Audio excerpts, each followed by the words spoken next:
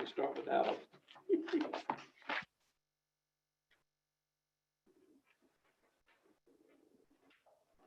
Okay.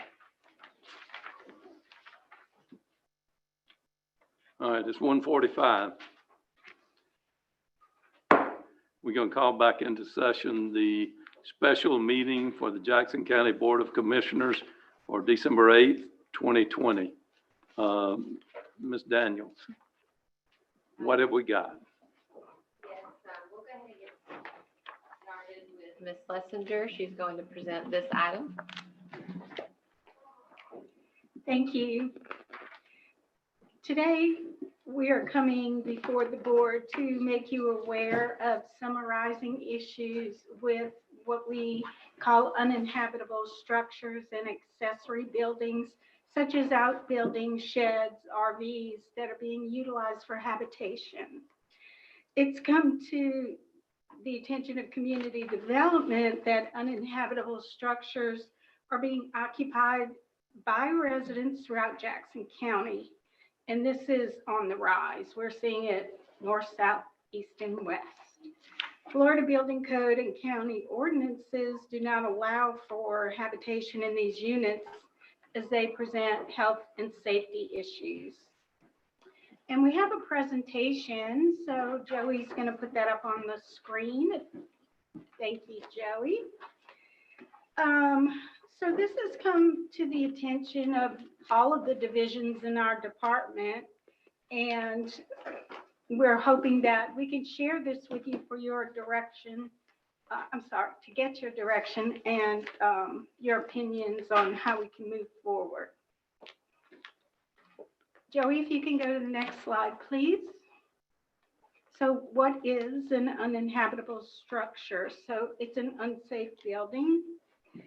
Any building or structure which is being maintained or allowed to exist in violation of the building codes as provided under Article 2 of this chapter, which is the building code for Jackson County, which is unsafe, insanitary, or not provided with adequate egress, or which constitutes a fire hazard, or is otherwise dangerous to human life, or which is in relation to existing use constitutes a hazard to safety or health by reason of inadequate maintenance, dilapidation, obsolescence, or abandonment. And so we have a lot of that, especially since Hurricane Michael. We have a lot of that going on right now. And on the next slide, it will just show that we have Florida statutes, county ordinances, and Florida Building Code, which regulates these. Next slide, please, Joey. And so what we have now is unsafe housing. So residents are living in uninhabitable structures causing health and safety issues throughout the county. And we have some bullets listed here of some of the things that have come to our attention. State codes and county ordinances are not being met. It's considered a public nuisance. Residents are not applying for residential development orders or building permits. Structures are a danger to life and safety during hurricane season or in the event of severe weather. People are claiming to live off the grid with no power. Health and sanitation problems arise due to the lack of properly installed wells and sewage or septic tanks. Hurricane Michael recovery is still in progress, which has caused an issue. For example, residents from Bay County are moving to Jackson County and also Calhoun County to avoid Bay County code enforcement. Undesirable activity is resulting due to poor human habitation, and neighbors are impacted by this. There are those who brought up hunting leases. They're bringing in storage sheds and renting them out to the members of the public, and these are unapproved structures. So what has contributed to the current day status of this? The residents aren't applying for their residential development orders or building permits. Structures are not up to code for habitation. Fire codes aren't met. Ordinances allow for addresses to be assigned to vacant land. Ordinances allow for accessory structures on vacant land. Hurricane Michael is impacting our county and surrounding counties, and it's causing a low-income community. Next slide, please. And so this has had an impact to the county, and community development is seeing that. And for example, I've already stated some of these, but with building, they're not getting their permits. They're advised of code that utility sheds are not for habitable use when they do apply for a permit. Florida Building Code and Fire Code isn't met. Power can be disconnected if determined uninhabitable, and an order to vacate can be issued. Code enforcement, we have unsafe structures found throughout the county. Vacant properties with mailboxes and/or power to sheds exist. Resolving complaints is a slow process, but necessary. Lack of staff to enforce the volume of code issues at this point. And we have things going on. It impacts housing, county grant program eligibility criteria and funding limits, assistance. You have to already own the property, have been living on it before SHIP or HHRP can come in and help. CDBG-DR grants. At the time I did this was mid-summer.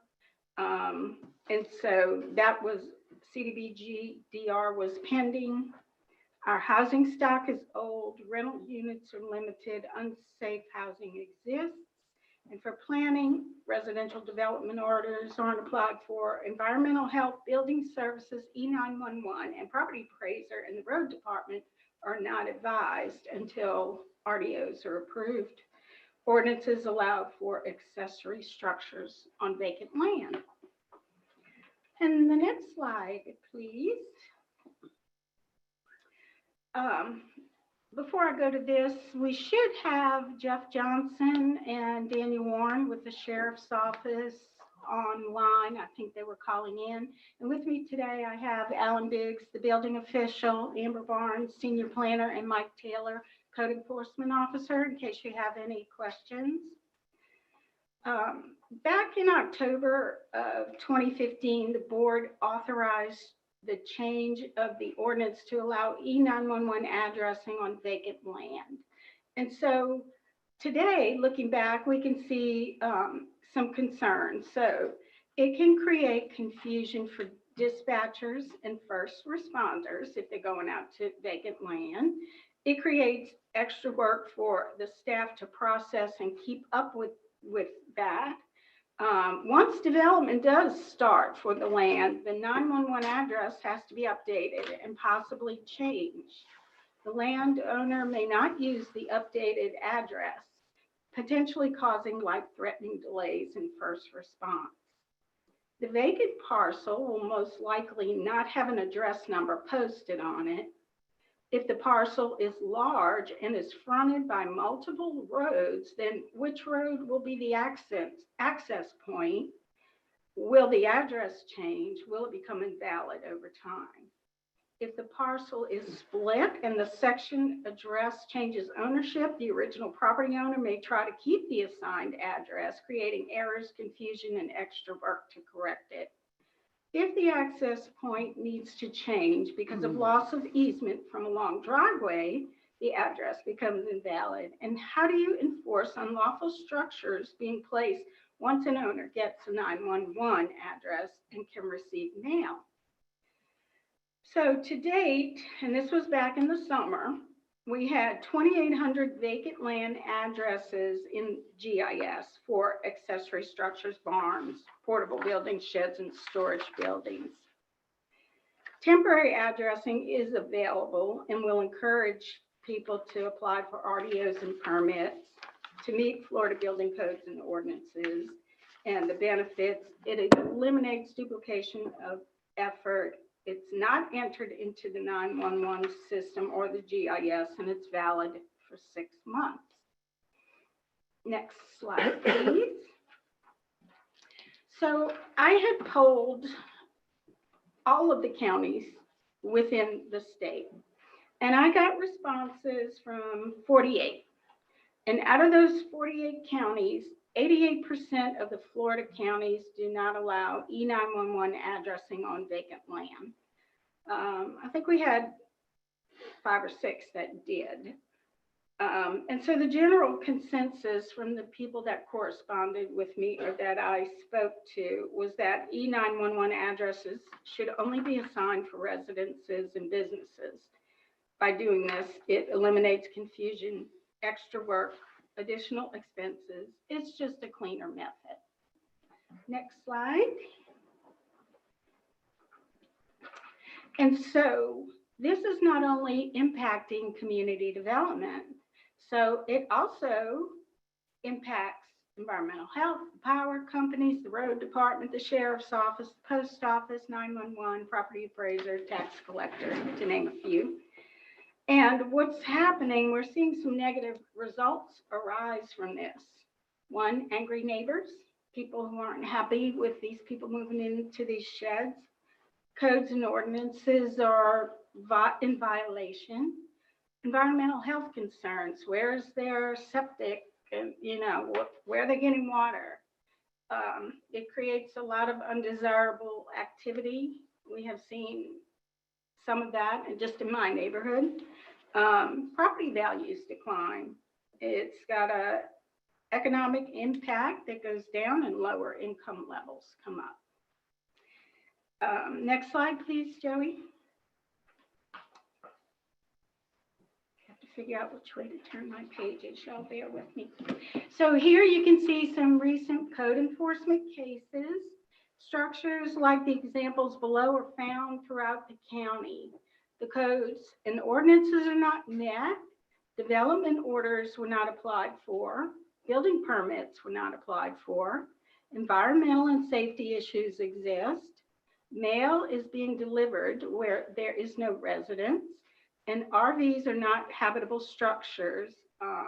They're supposed to be in RV parks. However, due to Hurricane Michael, we had a resolution in place that's good through the end of this year, which allows anyone that was rebuilding from Hurricane Michael to live in an RV while they're rebuilding or restructuring. And then the next slide, please. And so we've got some possible solutions that can help that we're trying to implement now, but we still need your direction on this. So we've got some examples in your packet that show some samples from some other communities, and we can allow accessory structures on residential vacant land after construction of a primary residence. Well, Where's the package? where's that packet she's referring to? They got these packets. I don't think I've got it. It was with the first special meeting. On Yeah, autism? which I'll spend, behind the office. Oh, it's behind autism. Okay, I was looking not far enough back then. Okay. All right, So I'm on the very, yeah, Okay, I see. I memorized it all. Go ahead. okay. So we can allow accessory structures on residential vacant land after construction of a primary residence. We are currently using the new database called iWork to communicate with each other. And if we bring in like the E911 office, that will help. We could bring in the property appraiser, but all of that is at a cost. We can require local businesses that sell sheds, outbuildings, et cetera, to advise the public that these structures are not for habitable use. But that would only be limited to Jackson County, so they can go right to Georgia or Bay County and buy one anyway. So I'm not sure how effective that would be. Allow E911 permanent addresses only for businesses and residents and ag exempt properties. Public relations, get the word out. And one of the quickest ways for information to spread is by word of mouth, especially if codes were enforced to resolve the violations. Well, then they may say, don't go to Jackson County because they're cracking down. I have included the Chapter 18 building regulations. And though they address these uninhabitable structures, they don't give a concise way to solve the problem. It says the building official shall immediately post on the main entrance of such structure a written notice of his initial determination. Well, really, our building official, unless you pull a permit, can't really go out on the sites to look at these. And it goes on to say they should be noticed and a copy sent to the chairman, and then it would be determined at the next regular board meeting if it would constitute an unsafe building. And then it would give the owner or the occupant an opportunity to be heard at the next board meeting. And after the hearing, which is letter C here, they would make a determination. The board would make a determination. But as you go through this, it says they would have to repair the building or bring it up to code. They would have 60 days. They can either repair, rehabilitate, or renovate. And should the building not be repaired or rehabilitated, they would be on permanent notice that the structure has been determined to be unsafe. And that's kind of where it ends. So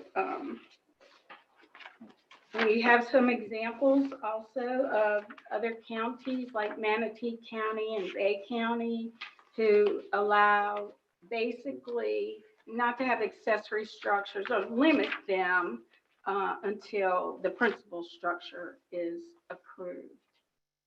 And so we understand that people need housing, of course, as you know. Having been a housing grants coordinator, that's one of my goals, to help people recover from Hurricane Michael, recover from COVID. So we're not looking to make people homeless. So this is what makes a quandary. What do we do in this situation? So staff is here to answer any questions you may have. We wanted to let you know that this is becoming a real problem throughout the county, and we need to know how to move forward with that. Thank you. Thank you. Any questions? I got one. I just have a concern about once staff, y'all approach these tenants at these, in these buildings, what kind of response are you receiving from them? Well, right now, About permitting and things of that nature. I'm going to ask Mr. Taylor to speak on that behalf if he doesn't mind.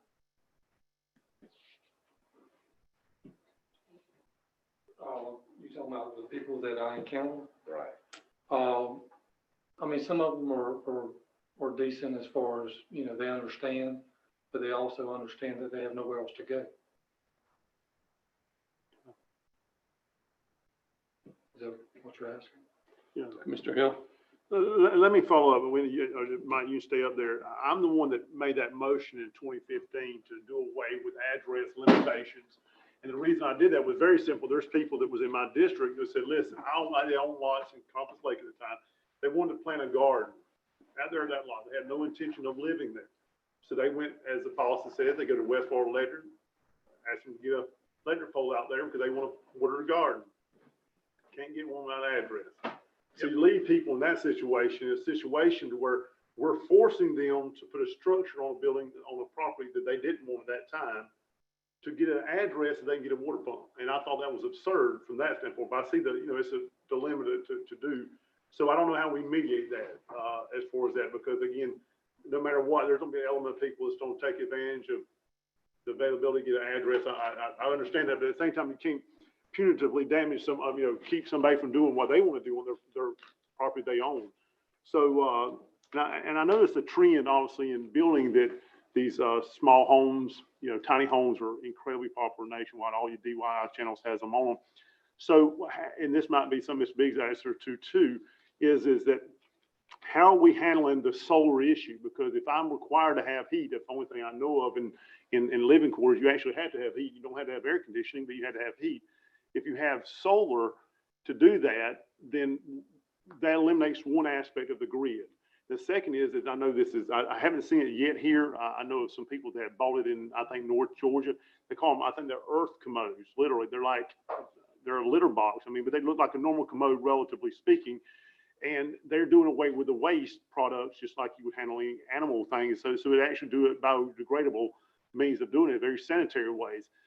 Are we looking at how we don't handle that in the future? Because the state statute dictate how that is, because all they have to have is the gray water can go out, but the wastewater cannot.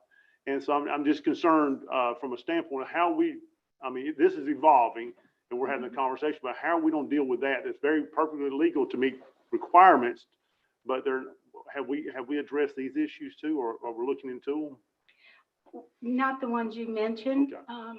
but we have statutes, codes, and ordinances Right. that we have to follow. Sure. I can ask Mr. Biggs to come up and address the Yeah. tiny homes and to explain what is required to bring one of these sheds up to par Yeah, to be a tiny home. Because that's more of an engineering standpoint, isn't it? As long as, because I think the issue I was speaking of was really in Sneeze, and I wasn't involved with this process as big you may have been. There's a house, I can't remember, Eugenia Street maybe, I say a house loosely. It was a shed, and the lady was given notice, I think by your office, that someone, it's not inhabitable. Well, I guess something happened to where she started living in there, and I was just addressed to it from the city, brought it to my attention, and that she, claimed residency there. So, I mean, I understand that it's not strapped down. It doesn't meet the wiring, probably the wiring, all the stuff with that. So how are we addressing that? I mean, obviously that's a case by case basis, but, what would be your recommendation on something like that?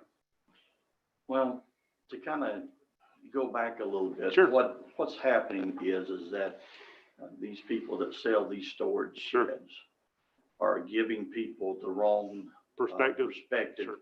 When they come in, they're just worried about selling the shed. Right. So they're telling them, well, you can take it, is you can make a tiny house, and they're making all these things. There is what you would consider it's not a storage shed. There is actually a document that is attached to it that has what is called an R1. That means residential 1. That means that the structure of the building is built to Florida wind codes, which is 130 mile an hour. Right.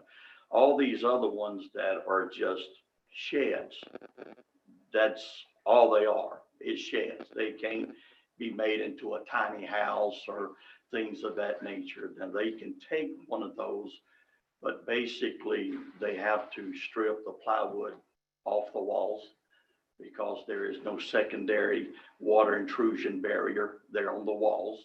They just got plywood nailed to the studs. And some of them don't have the roof clearance height on it. They're not set up on piers that have been designed to be anchored to that shed. So we call that, what that is called is non-conventional. It's non-conventional construction. So what they have to do is if they want to take one of these storage sheds, they have to go to an engineer, and he has to basically draw up plans how they're going to anchor it, the piers, where they're going to put a monolithic slab or whatever. But he has to design that whole shed to come in compliance with the Florida Building Code. And that's what's not happening. Case in point, for instance, you can go out there and look at any of these sheds, and they've got a little 2-foot window. Well, code says that you have to have 2 ways to get out of a building or a room. And so what they do is they take these storage sheds, frame up walls, put a door there, but they don't have a legal egress window, which is a 3050 window. So if that thing catches on fire, and it's going to be in the matter of minutes, it's ablaze, then there's no way an individual can get out of that window. So these are some of the issues that the difference between, the storage shed and the tiny homes. Sure. I know that's the craze now. A lot of people want to build these tiny homes. So a lot of us obey ad valorem tax. They put it on a trailer by the sticker, and they just move from point A to point B. It's like a nicer version of an RV, and Mhm. there's no ad valorem attached to it. Yeah, and I noticed that even the city of Mariana are doing some tiny homes, but they're putting theirs on a, basically a permanent monolithic slab, And they're certified. and they're building Sure. tiny homes. Yeah. They're not renting or going out and getting a storage shed. So this is the issue there, is that they're not being told what they can really use So it's these an sheds educational for. standpoint. Sir? That's the educational thing. They just need to know what they have to have from their perspective, not what they're being told.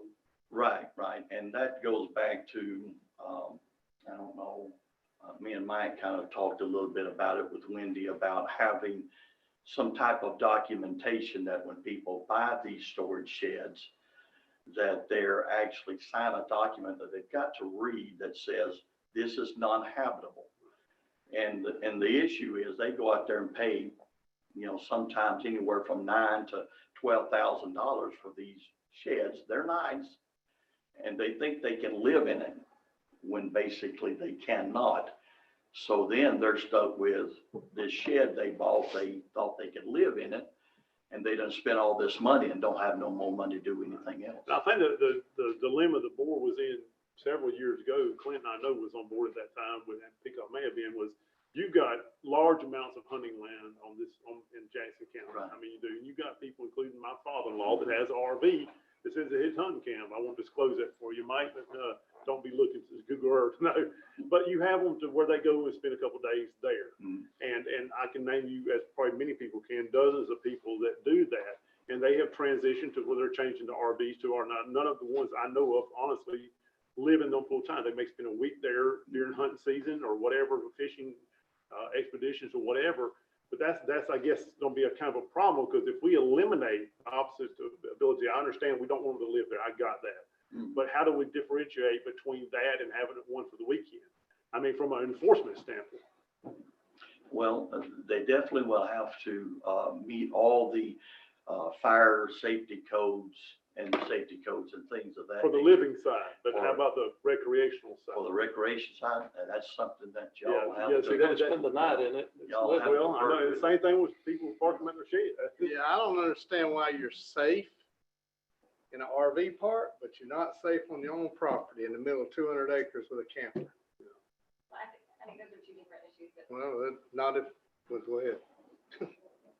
are you looking to differentiate between an individual's use of a recreational vehicle, is something that's on wheels, Well, some of them's not. I mean, the reason, in a shed? well, sure, I would differentiate that, but I've also seen the transition of you can go, as he said, some of these RVs are $60,000 and $80,000, where said hunter wants to just a place to go spend the weekend a couple of times during hunting season or weeks or whatever. So they're buying these sheds instead of the RVs because the cost analysis on. I mean, I would do that probably myself if I had a difference, because I have no use for an RV. So what I'm saying is that if the dilemma is, how do we differentiate, in my opinion, from a recreational shed or recreational RV that has wheels and a shed doesn't, obviously, on a piece of vacant property where they're staying time in. Now, whether the time is a night, a week, or 3 weeks versus someone living in it. And I got the difference on the living. I'm fine with the living aspect of it.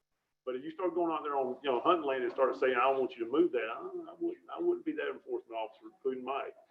But I think what's going on is like for comps like the hills, Yeah. they have to be, I think it's 900 square feet. Is that what it was? Yeah, 1,000 square feet. Yeah. It's what's required, even comps like the hills. Some of the individuals I dealt with, the pictures that you saw earlier, and back to your question before, there has been some ugly people out there too, okay? But now you're talking about inhabitable or They recreational? were staying in sheds. But for what The length of pictures you time? just saw were. That's cases livable. that I dealt with, they had sheds out there. They're telling me they're not staying there, Right. but when you go by and the car's there, they're there just about every day, Yeah, that's the something's differential. going on. That's what I'm speaking of. But every one of them did go get residential development orders, that I made sure that all those cases were taken care of as far as that end goes. Sure. So, but. So to your point, Michelle, At what point do you consider someone living? well, that's in my this- question. No, you all get to decide that. You all make that determination. Oh, I didn't realize that, but that's what I'm trying to Weeks, separate. 10 days a year, Well, I don't know. I mean, who don't have a calendar if somebody goes out there on the hunt, leases 200 acres, as Commissioner Pate says, and I stay out there, hunting season lasts, and that's predominantly a lot of them I know, just hunters. I mean, they don't go week of Thanksgiving. They may go the week between Christmas and New Year. I don't know that number. But what I'm saying is, how do we put into place something that Mike's got to enforce without having a guideline bar saying, hey, we don't set a month? And who's going to keep up with said I month? think before we, It's more than just, it's not necessarily just hunting land. Oh, well, no, I know that. I This just use that past for week, reference. I went to every district in this county. There's campers and sheds on people's property where either a house was that's either demolished Right. or some other mobile home. And I think that's where where the issue is, not so much hunting land. Oh, yeah, I realize that, but I didn't want it all to be put in the same blender and spit out into the oven. I just wanted to make sure that we just, when we're addressing this, we're going to have two different sets of types of And property. that might be on a case by case. Sure, it may be. well, I need y'all to really kind of focus in Oh, I know. on, there's a difference between people living in a shed, and I want to use the right, Mr. Biggs used the word, non-conventional Sure. structure. All right, so when we're talking about a shed, we're talking about something that absolutely under no circumstances meets the Florida State. Building Code for habitability. So people can't stay in those structures under the Florida Building Code, okay? But then there's also this issue of people living in recreational vehicles, which they can live in year-round in an RV park, as But they- Commissioner it's Payton has safe pointed there. out. But your staff are asking you to clarify for them, what rules do you want to put in place for when people want to live in those on their private property? Well, I can answer that. If they can be on an RV, you can go down here to Dove Rest, you can come down here to the one that's behind, Sonny's Barbecue, name one of them, this RV park, and they park in there. Are they tied down? Absolutely not. You go to Airhead Campus, they're not tied down. They can stay there, and some do rent them year round. And they use them, I know people that live in Sneeds right now, have businesses in Marietta.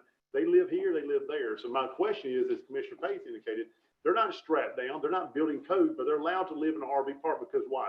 They have septic tank dumps and a water line connected to it. Yes, Okay, well, that's fine, but, I can have one of them on my. but he's got one on his property too. So Right. what's the difference, what's the difference as far as human safety?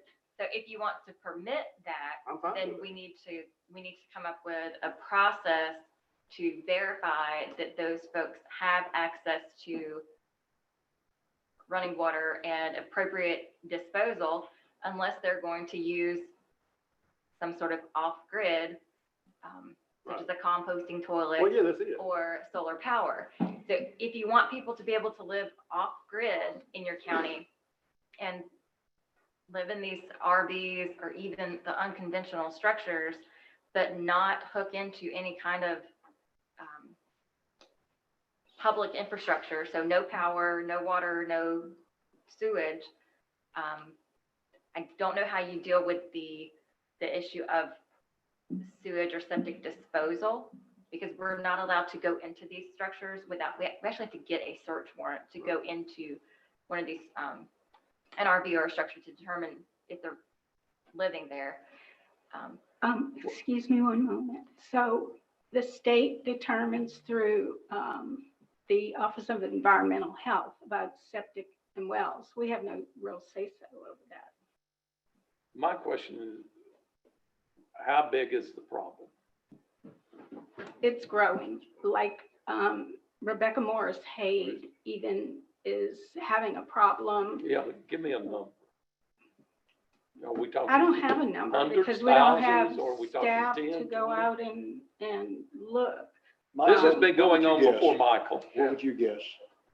You Is that the say same it's growing, question? That's not enough. We talking about 20 cases? We talking about You're looking well in the hundreds. in hundreds? And I'm talking probably 600 or more. And most of this is related to Hurricane Michael, or a lot of it is? A lot. I reckon my question, I mean, if we come up with a resolution for people to stay in the campers because of the storm, but yet we're saying it really doesn't make a difference if we're staying in campers or not. I don't, What'd you say? we I came don't know up, what he said. we came up with, there was a resolution saying people can stay in campers on their property if their house was damaged. But if you own your own camper, and what we're saying here today is that you can still, in other words, it doesn't make a difference. You got a pile of people that have been living in campers with septic and water, just like anybody with a house all over this county. And it was here before Hurricane Michael. So you're gonna go tell them that they can't live in their camper. Those ordinances were already in place. They were just in violation and But no one ever Are you gonna go addressed tell it. them that you can't live in your camper, that you've been in there for 10, 15 years? How do That's we, why we're coming to you. We need you how do all, we solve the housing problem? There is no one You're the clear housing cut, person. there's no one clear cut answer. I mean, we have our Do you programs. think these people are living in these sheds because they got $300,000 or $400,000 in the bank? No, Okay, now how do we come up with some housing that they can afford, that is habitable? well, I think a lot of them don't know about the programs out there.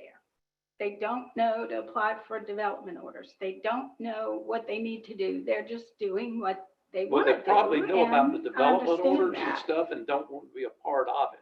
Possibly. I'll bet you that's So Yes. probably more than what you're, That's Right. what I'm trying to educate them. is the reason they're Exactly. doing it. But Instead of kicking I've been them in some of these out, sheds, living there. pretty nice. They, they'll have them fixed up with it. One little area's got a bathroom. Over here's the bedroom, the TV, Right, the but kitchen. do they meet Florida Building Code? And that's what the statutes say, and that's what we have to go by. To answer your It's kinda- question, it's I also- don't know. It's also kind of unfair that if somebody wants to go build a conventional house, they have to comply with the Yeah. Florida Building Code. We enforce that, but then, on the other hand, you're looking at these people and saying, well, what you're living in doesn't meet that. So, I mean, you can't have different rules for different groups of people. I agree with what you're saying, but if we got hundreds or thousands of these people and we come down with the hammer today, no more, and we're gonna kick them out. Now, what We're are we not going to do asking with for it? that.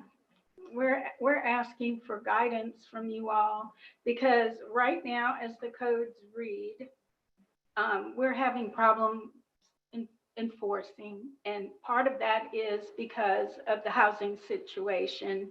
So that's why we're coming to you all for direction. It's a growing problem. A storage And- shed, living in a storage shed, I think is different from living in a camper. So I agree.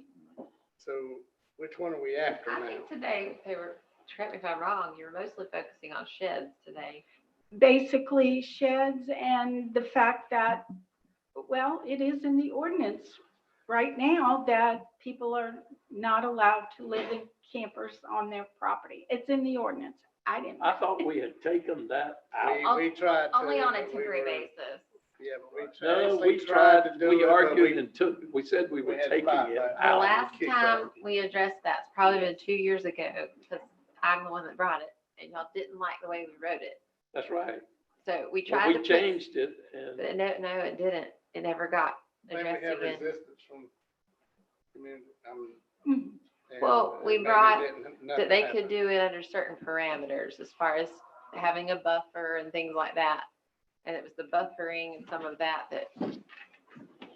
yeah. And so the planning commission, Amber brought it before the planning commission back in June. And they were very concerned about it all. And a couple of their recommendations was, one, to require an affidavit from property owners acknowledging accessory structures will not be used as a dwelling. But then again, they have to come in and apply for those permits.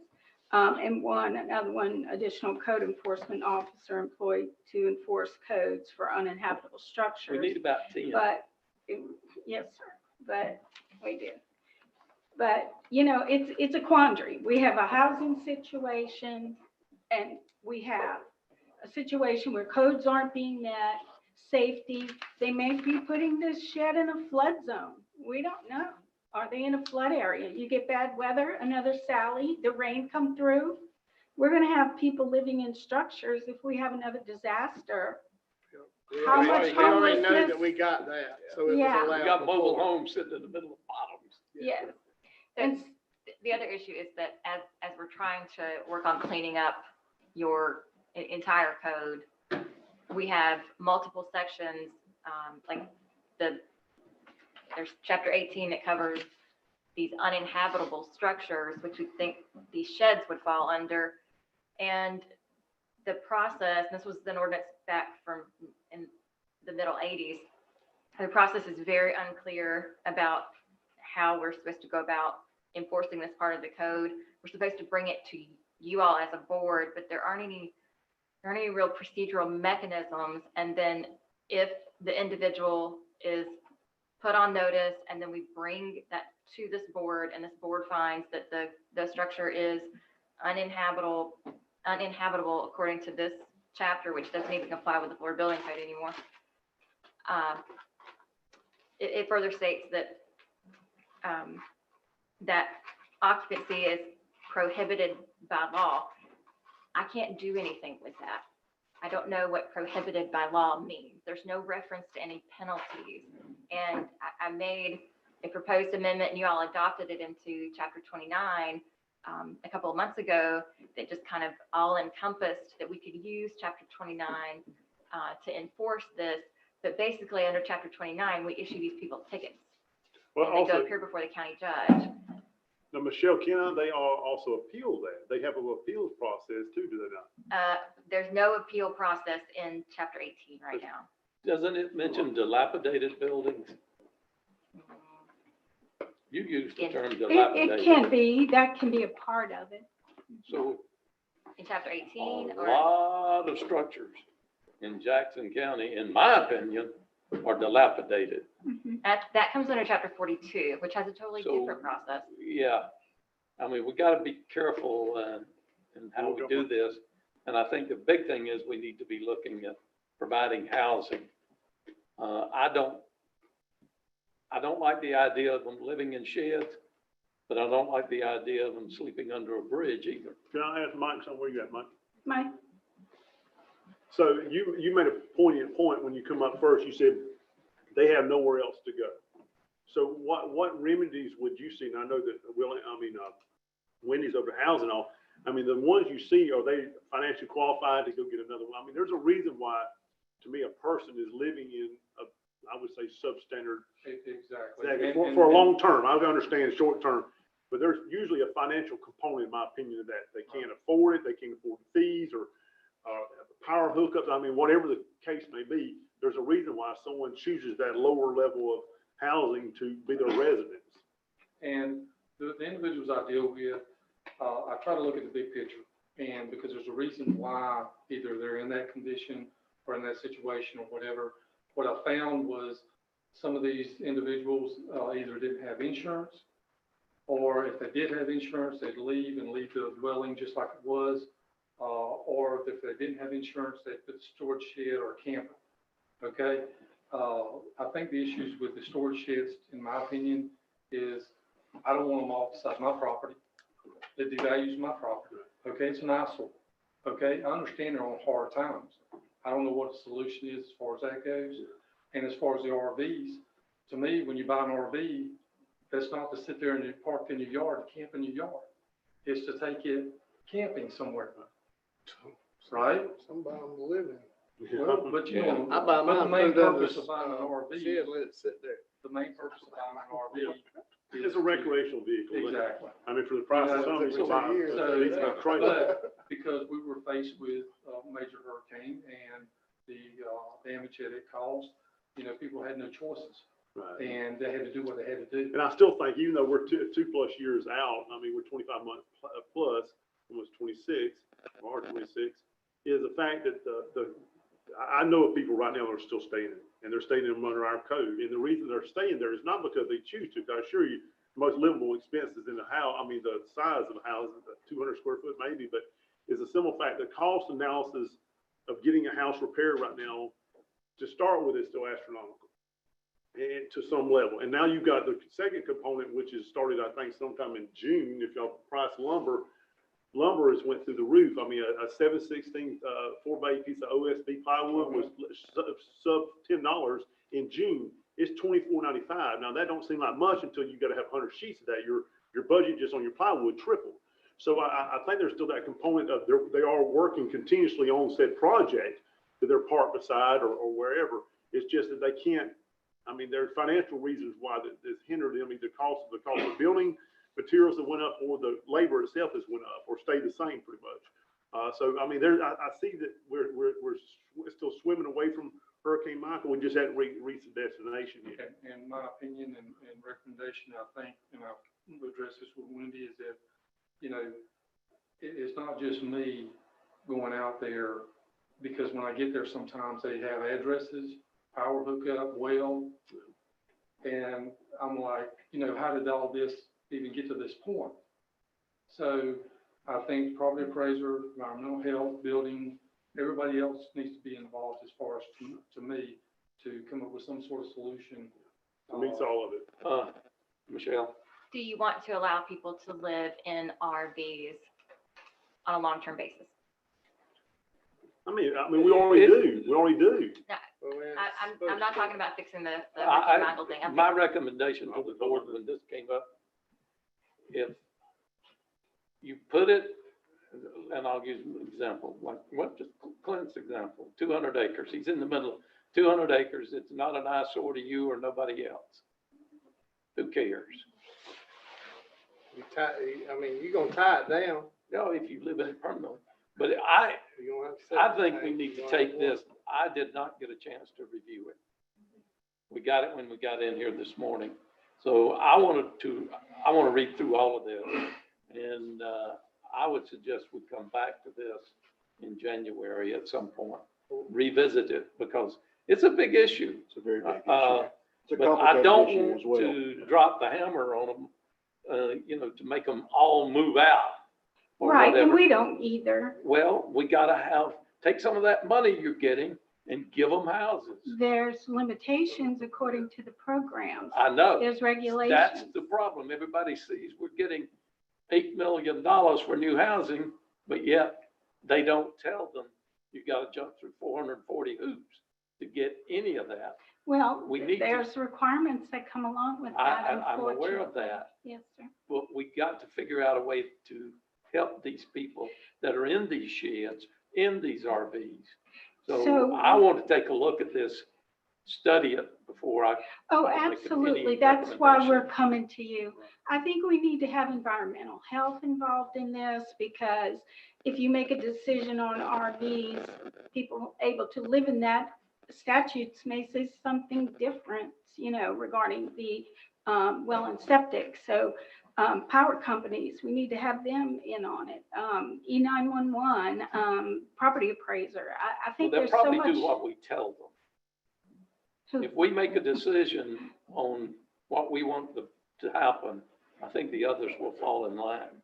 The property appraiser and everyone else. Right, environmental health is one of my main, you know, concerns. Well, you're supposed to have a permit for a septic tank. And it's You be gotta have a far septic from the tank well. before you can get a building You gotta permit. have a And then E911 before you get E911, you get to electricity. for an address. They don't have to have It's that a- anymore. We saw that. Well, they want to change it. There is We- also They a want to lesson to be change it, but we learned. can't give it to them. There is a lesson. They're to only be- recommendations. It's up to you. Oh, what well, I you- know, but you're bringing it to us and you're saying there's Yeah, growing concerns, but if I own 50 acres and I want to put electricity out there, this is one of Erie Kill's examples, I think, and sit there and listen to the radio, I should be able to do it. I understand. But I can't do it without an E911 address to get electricity. It's Right. all interrelated. Yeah. It is. Go ahead. Yeah, I was just gonna say, you know, it sounds like we're dealing with a problem that was somewhat generated because of Hurricane Michael and the fact that so many houses and so many structures were damaged. And there's a reason that the structures that were built in compliance with the new Florida building code, most of those structures withstood that storm fairly well unless they were damaged by trees falling on them. Correct. And so it seems like we should be moving toward trying to make sure that all of our residents are living in good code compliant structures. So You know, having been a person who has lived through multiple hurricanes, I can tell you it takes a good 10 years before you finally begin to see total recovery. It takes a long time. It's not overnight because the programs available are limited. Money is limited for people. They don't get paid by insurance. FEMA only does so much, so it's a problem. How can we help others? I mean, we do have our nonprofits working so feverishly to help people. Chipola Baptist, the recovery group, Tri-County today. You know, everybody's trying to get out there and help everyone, and we're beginning to start to see a little bit of recovery now, but it takes a long time. Can I ask you a question, Wendy? Yes, sir. Let me come in. Paul, you said it was a lot about Michael. That is true, but this problem has been going on for years, long before Michael. I think Michael has uncovered a lot and caused more. I'm sorry, go ahead. So the houses, how many houses, you tell me, 7 houses is going up through that? We have 7 that are already being built, Okay, so. and we have 7 more going out All for right, so bid. this is again a issue, I guess, why people are in mobile homes and stuff like, not RV, but mobile homes is the cost of $192,000 house. On the ad valorem standpoint, I don't know what the numbers are. Clay, you might know anything on the numbers. I know that it's a millage rate point. So I don't assume it's north of 1,000 a year at minimum for probably according to what the land, location, land, house, somewhere north of that. And again, that's part of, I think, the deviation of what people are looking at. Florida's exempt down to what, 50,000 on ad valorem? And then, Homestead, No, Homestead. 25? 25, then 25, then 25. Yeah. You're exempt, I think, for 25, then. Skip 25 and Then then go to pick up 25. the next So, one. so my point is that in itself is why some people are downsizing. I think on a different level, they're coming down because they have a lower, I mean, so my point is I wonder, there has to be some type of a thing we can look at, a holistic approach, because again, most people at that age don't need I don't know what size square foot house, the 192 thing, probably 1,500. They get to 1,400, choose from multiple footprints. plans. Okay. Yes, and that But it's based on value. 195 isn't necessarily going to be the amount of the home. It pays for permits, it pays Right, for right. That's demolition, true. you know. So it could be in the 130s, which is Yes. probably more, yeah, Mhm. right. So again, that might be some of these people have tiny homes. Again, a lot of people don't want that ad valorem thing. 'Cause I think if I'm wrong, and Clay, again, I can throw this in here, is that I only think 31% of our population pays ad valorem tax. That's right. I'm around 30%. That means 70% doesn't. Mhm. And so anyway, I'm just looking at it again. This is a big picture. I'm not. I've seen some of the places. I know the one that was at the Oaks. Is it North Oaks? It's on the left-hand Old Miss Road, right behind it. I mean, there's $300,000-400,000 homes in there, and there was an RV. Septic tank line, a flexible one, all the way stretched 40 feet to a dug-in hole. I mean, you know, so that was an eyesore to the citizens out there, but yet they didn't have an HOA, POA to protect them out there. Correct. So you can't do that. And that's been there for a long time. So I get the devaluation and stuff. We have to look at this comprehensively, and I want to do it. I want to fix this, and we want people in safe dwellings. And I wish there was a market that we could get something like, again, I think Mariana's kind of pioneer on this is, let's look at maybe us doing some type of a small home project. But people. there's also a program for container homes. Absolutely. Yes, That, That's good. Jacksonville University's got a Yes. program that does that. They stand crisis forward. housing solutions. So in situations like what Commissioner Hill is talking about, where someone has some kind of septic disposal that's not Okay. proper, that's a nuisance, and the county actually has a remedy for that. We have to file a Yeah, civil I think they handled lawsuit. that one, yeah. It doesn't even that doesn't go through our code enforcement. This is a Environmental. Yeah. or that. I mean, the county has a right to file a civil lawsuit, and actually so do the neighbors. This is under statute for a public nuisance. Okay. But that is hands down the most expensive way to handle that, and it's probably the least likely to get you the result that you want. But I kind of want y'all to be thinking about some big questions that you need to answer. And that is, do you want to allow people in the county to live in structures that are not habitable, so long as they are not connected into any sort of public infrastructure? Or private. To what extent do you want to say, okay, property owner, it's not safe, we wouldn't live there, but it's your property, you can do what you want to here? To what extent do you want to allow people to stay in their recreation? Define your definition of stay. Again, if I go stay in one for a week, or you don't put me, You make that rule. oh, I You tell understand that. me, we say 1 week a year, 2 weeks a year, 10 weeks a year, 6 Yeah, months who's a gonna be year. said, What does the IRS allow you to do? you can buy 2 homes. 30 down- days? Well, I don't know, but you In a can buy condo. a second home now and count as a RV and count as on your homestead. I mean, again, I get the point. That's like going out there and telling 3 deputies to stop everybody on Interstate 10 that's going 71 miles an hour. Who's gonna be the arbiter of who's gonna check off how many days they've been? They don't have a little calendar they don't send to. Well, I stayed in it 6 days. I'm on my 7th one. Who's gonna be the arbiter of that? And I mean, I guess so we can't enforce. or enforce. I mean, who? I who think got- we need to just kind I mean, I of got what table you're this, saying. No, everybody take it. we need more discussion. We Oh, don't need to table stuff. We need to flesh this stuff out, because I'm trying as hard as I can to work on revising your code. Well, I need to look at this. I want to read through it so I can have an intelligent discussion. I actually thought today was more just to brief y'all on where we were. Yeah, I wasn't there's no actually. decision. I- Yes. I'll be prepared in January. But give you my I think opinion. that what really is going to need to happen here is a multi-phase approach. One is to put some kind of stopgap measure in place, whatever that is, that helps stop the bleeding. Whatever y'all decide that is, and we'll have some ideas for you in January, some options. And then you have to also have an approach to address what's already been done, whether that is connecting them with housing programs being a part of that approach. Some of it will just come down to health and sanitation, type issues. But I don't think, any of us think that we're gonna fix it overnight. We just need to get something in place to help us stop. Well, if we the increase. compartmentalize it and put it into, we want to deal with this subject matter to prioritize it first.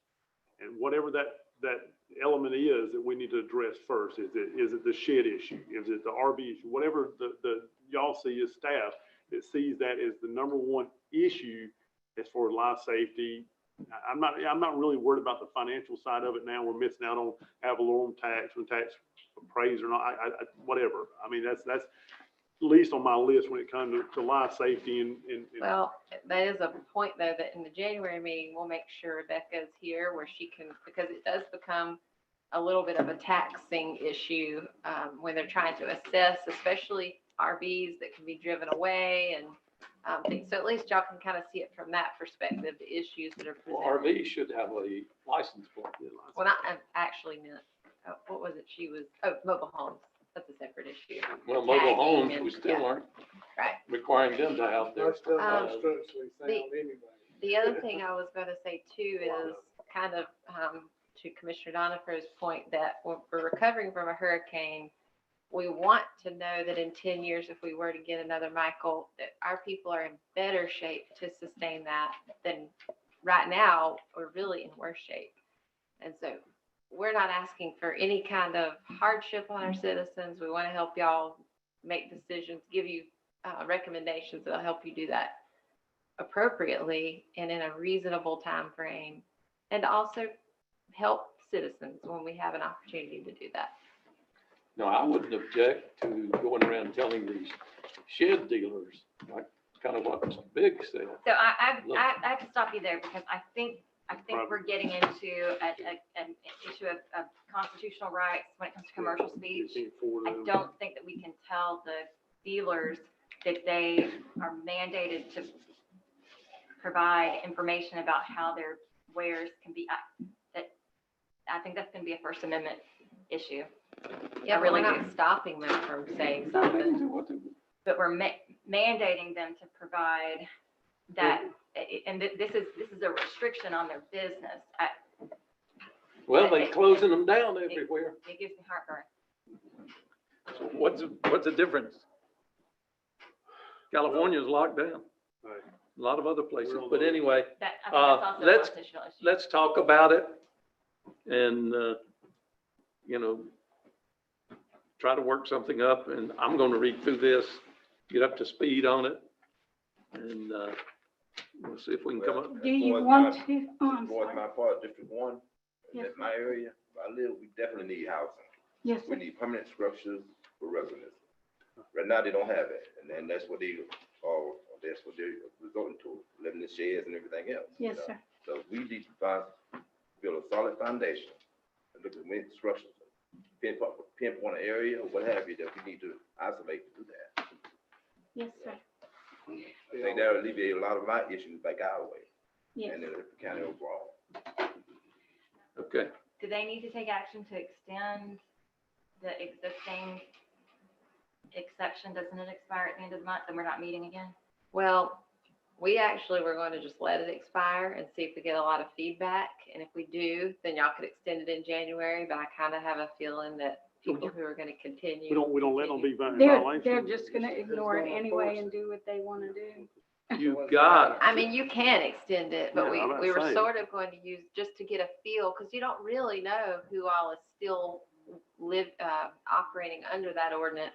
So we'll say we don't You let it won't just know. keep going, just don't let it last, but we're not gonna find them if we now Right. know that we don't let it last. In the not by- resolution, we put out a public notice. In the resolution, it is for homeowners who owned a home, whose home was damaged by Michael. They were allowed to repair and rebuild during the ordinance. It got extended once through December 31st of this year. The public notice said, if you can show that you are continuing to recover from Hurricane Michael, just call community development and we will work with you. So we're not trying to make people homeless and put down an iron fist. We want to help them. We're trying to help refer them to all the programs that we have that can help if they're eligibility, right? So I don't know, we will rehash thinking about housing, get some new ideas. Of course, you have to have grant money, and with grant money comes regulations But and I eligibility. guess what I'm asking is, we're knowing it's gonna lapse on the 30th of December, 31st sir. December. And if there's gonna be no violations issued to them if they go past it, a month, 2 months, 3 months, I mean, because we're now have an opportunity to extend it, and I'm fine with extending it 6 months. I mean, I'd rather, to me, extend it and not have them feel like they're in violation, knowing that they are doing something, but I'm just trying to find out why we Well, would let that's it up lapse. to y'all. But what I'm saying is, we know there are people out there, and we don't know that we're saying publicly, we don't let it lapse, but we also know that there's people that still not being in compliance. Well, that's why we put a caveat. If you still have not got your housing solution, contact community development and we will work with you on a case-by-case basis. Because we Provide an already- extension on a case-by-case Right. basis. Right, but extending it is also. Yeah, certainly- Yeah, I'll just solve all that. Let's put the extension out to the end of 2021. And if at that time we have on a case-by-case basis, we'll do that. That's my motion. is there a second? Second. Okay, motion by Commissioner Hill, second by Commissioner Fate. Any more discussion? Okay, all those in favor, raise your right hand. All those opposed, like sign. 5-0, Mr. Brooks. We'll still Okay, work on it, though. we'll have to draw up an extended resolution. I can do that. And have Michelle review it, and we would need the chairman to sign. Not a problem. But even with this extension, we really do need. Oh, to yeah. work Yeah, We got a lot to do We here. got a lot This to is do. very important to this I county. think the sheds versus the RV. They have RVs to is break a it out. different thing, and a shed not hooked up to electricity well, anything not hooked up to electricity and septic is a problem. I think we all agree with that. Commissioners, do you want to review this at the first January meeting? I would. Just a review for discussion to move forward? I think it's probably a good idea to review it. Thank you. Thank y'all. And you can also have a workshop, if you schedule a workshop where you don't take a vote, there's not the pressure at that Mhm. meeting to take action. Yes. You can just have thorough discussion. I want y'all to do some homework for me to prepare for the next meeting. You need to look at chapter 18, you need to look at chapter 29, you need to look at chapter 42 of your own code. And you need to really give some thought to What do you want to regulate? What types of activities do you want to regulate? How do you want to treat people staying in their RVs? How do you want to treat people staying in these uninhabitable structures? What kinds of penalties do you want to utilize when people violate the rules that you all have laid down? This is a part of me cleaning up your code and getting us an enforcement mechanism that actually works. You also need to think about potential interventions. I don't know where you're going to find the money to do these things, but you may want to put into your code enforcement some kind of referral on the first offense for people residing in these uninhabitable structures, that they, you know, have a meeting with someone in community development, you know, that they are showing that they're making some kind of effort to see whether or not they're eligible for these things before you start enforcing, you know, fines and penalties. And the other thing is, if people don't comply at all, do you want to clean up any of these properties? Do you want to remove uninhabitable structures from properties? Do you want to try to go onto people's private property and clean up your code violations that people either can't or won't clean up? And if so, we have to devise a mechanism to do that. It's a very expensive process, and you're probably going to end up owning a lot of properties by the time we're finished with it. If you want to do that, if you want to lay out a remedy for the county to go out and remedy code violations, we have to have the code enforcement proceedings. We have to have an order finding that the property is in violation, and then we can go out and remedy that violation, and then we can record a lien against the property. But if it's homestead, we can't do anything. And you don't have to have a habitable structure on your property in order to claim homestead. There's a specific case in Florida making that finding. So people living in a shed who claim that this is their homestead have homestead protection, and we can't really enforce the code other than the process that we have right now under Chapter 29, which is basically where we're giving people citations. Can you Tickets. text Is these that different? statutes to us? What It's is the it? 1829. It's in Our- the code. County and Our code is I don't 18, 29, and 42. And I'm 18, trying to 29, get and 42. a more uniform process so that we're not having to look and say, oh, well, if this is the violation, then this is the person that has to enforce it, and this is the way they have to do it. And if it's this kind of violation, then this person has to enforce it, and this is the way they have to do it. Because I can tell you, we've had a case before the judge, the county judge, who at one point was the assistant county attorney here, and he couldn't follow our ordinances at all. I mean, it's confusing. But even, Michelle, on the homestead properties, on the homestead properties, I understand that what the process is on that, but we can still put a lien on the property as far as a special assessment. That way when they pay their property taxes, So we have that's to. an option. We have to lay out an ordinance, and you have to have the cooperation of the tax collector in order to do that. And I'm not sure that your tax collector is going to agree to do that. There are some counties that do that. It is being done, and the statutory authority for code enforcement, which is in Chapter 162, lays out permissible methods of enforcement, but specifically does not limit a county or municipality to those methods. And so that's where that authority is coming in. These are counties and cities that are saying, okay, well, we're not limited, so we can try this other mechanism to collect our liens, which is to add them to the tax bills, and the tax collector collects them. And if they're not paid, then properties can be sold for tax certificates, just like unpaid property taxes. And at least you're getting something back. Then something that's all this is nothing. Yes, sir, Mr. Donald. I was just gonna ask Michelle if the homestead protection was different between that in counties and municipalities, because the city of Mariana, when I was on that, we had a moderately aggressive nuisance abatement process where we tried to clean up, 10, 12 to 20 properties a year. And is that homestead protection any different from municipalities as it is versus counties? I just do not recall ever running into any situations where we had declared a property a nuisance and somebody said, this is my homestead, you can't do anything with it. No, we can still go on the property and abate the nuisance. Mhm. The issue is the ability to collect on the public money that was spent on them. Oh, got it. So we can't foreclose. Yeah, we just Our would put lane. a lien on the. So the only other thing I'm looking at building, and Wynn's obviously, I think you live in Compass Lake, don't you? The issue is out there, Clay, how many do we have out there of unpaid taxes on 200 plus? 206 of them, I think. So my problem is again, you're right. We don't go in there and file something on there. They're probably, obviously, they're living in, vagabond type situations on property.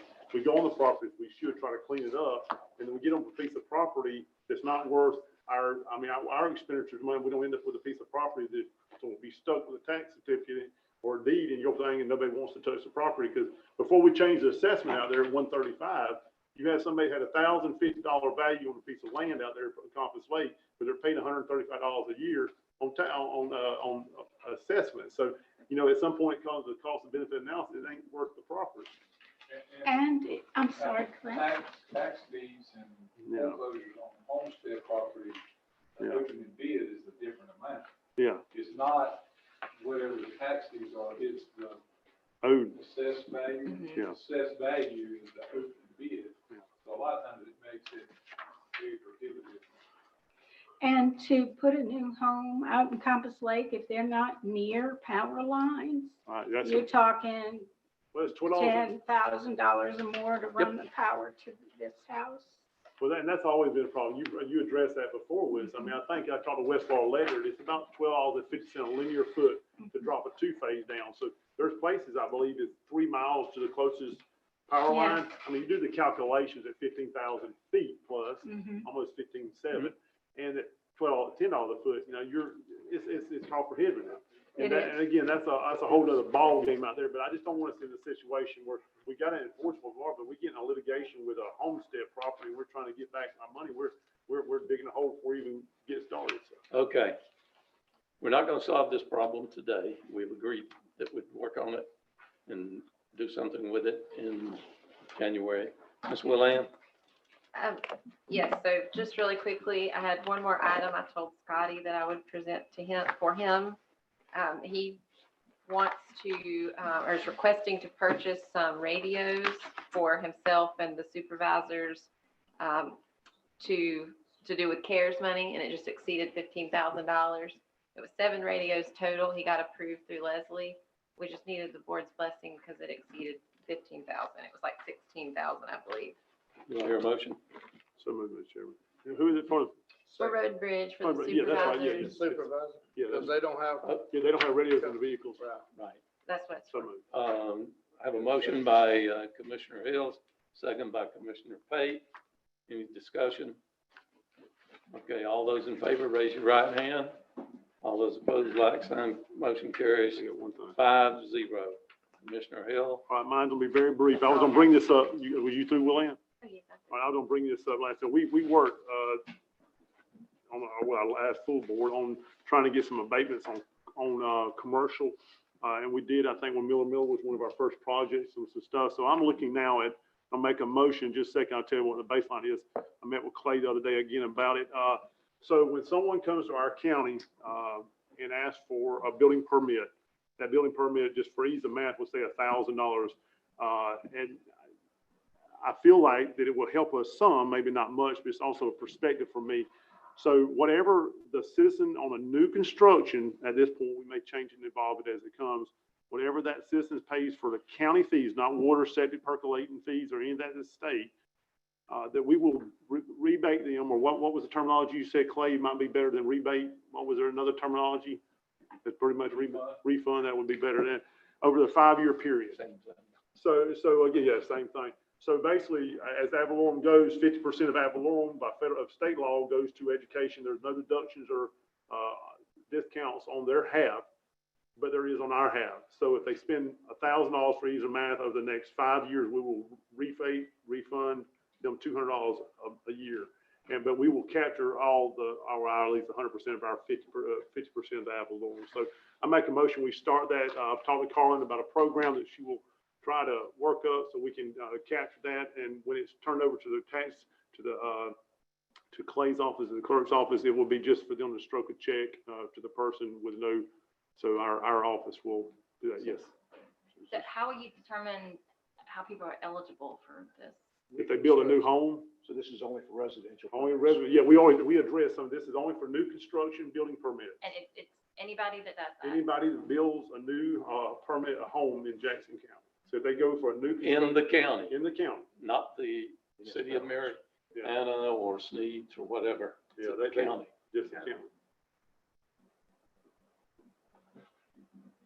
Not no tiny shed. I mean, No, not. this is shed. new construction home. This will be engineered drawings, certified 2008, 2012 building codes. You're scratching your head.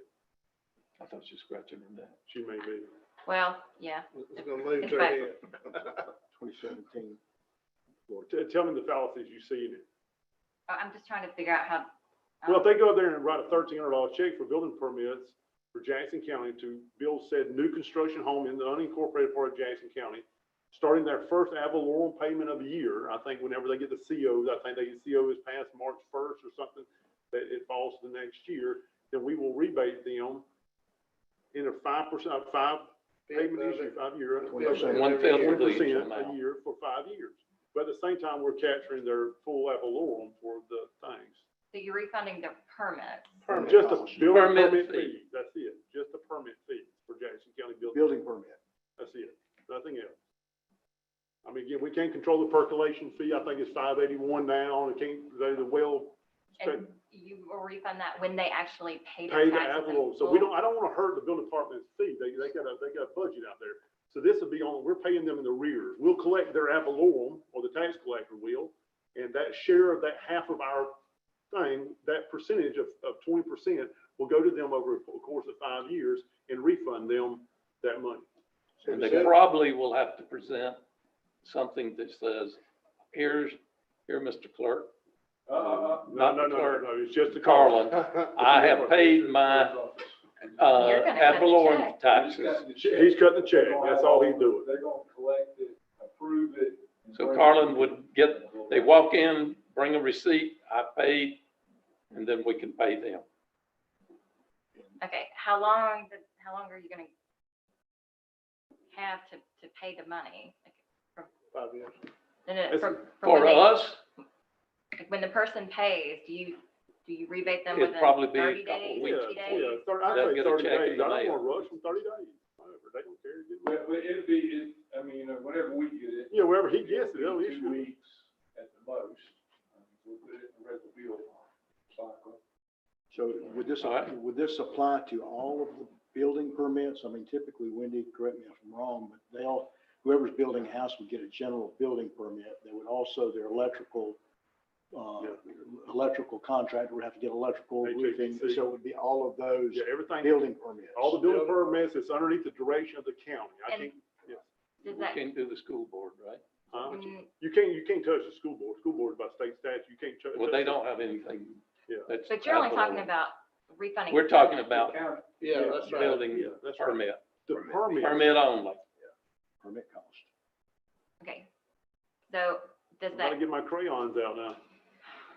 Hold on, Is this Michelle, gonna- let me ask this really quick. So, and this is truly just out of curiosity.